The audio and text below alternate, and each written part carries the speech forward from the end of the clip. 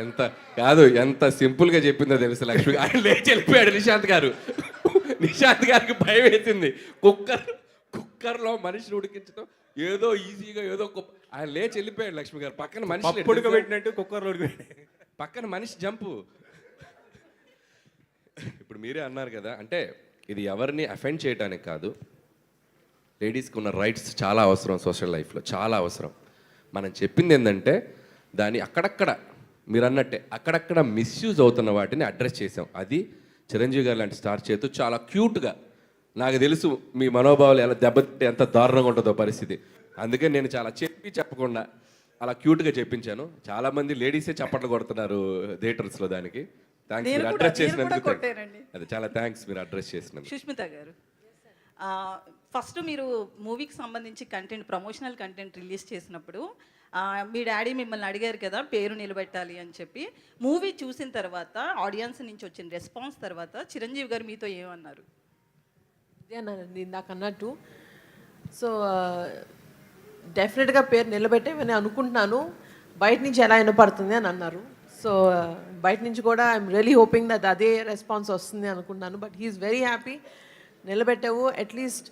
ఆయన ఏమంటారంటే పని చేసినప్పుడు, సినిమా చేసినప్పుడు అండ్ ప్రాసెస్లో బిజినెస్ చేసినప్పుడు ఏదైతే డెడికేషన్తో చేస్తున్నావో అది ఫుల్ ఫ్లెజ్డ్గా చేయాలి. ఆ తర్వాత ఇంకా ఆడియన్స్కి వదిలేసి it is up to audience how they receive it.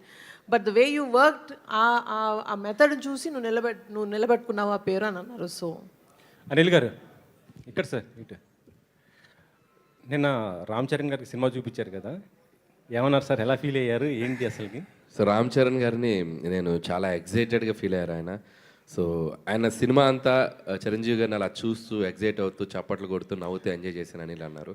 And చాలా హ్యాపీ ఫీల్ అయ్యారు, చాలా చాలా హ్యాపీ ఫీల్ అయ్యారు.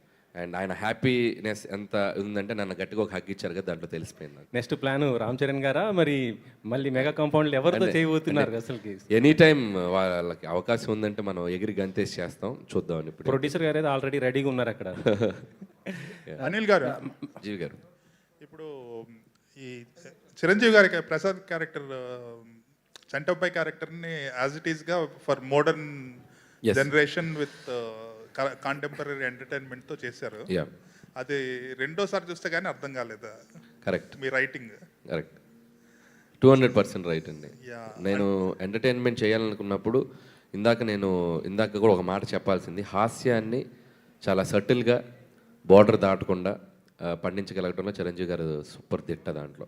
సో ఎందుకంటే కామెడీ కొద్దిగా లౌడ్ అయినా ఇదైనా కూడా అది మనకు ఎక్కువ అనిపిస్తుంది. సో ఆయన ఏంటంటే ఆయన చేసేటప్పుడు అసలు ఆ లౌడ్నెస్ ఉండదు, చాలా సటిల్గా చేస్తారు, రియాక్షన్స్ క్యూట్గా ఇస్తారు, ఆ బాడీ లాంగ్వేజ్తో కూడా ఆ బాడీ లాంగ్వేజ్తో కూడా వెరైటీగా చేస్తారు.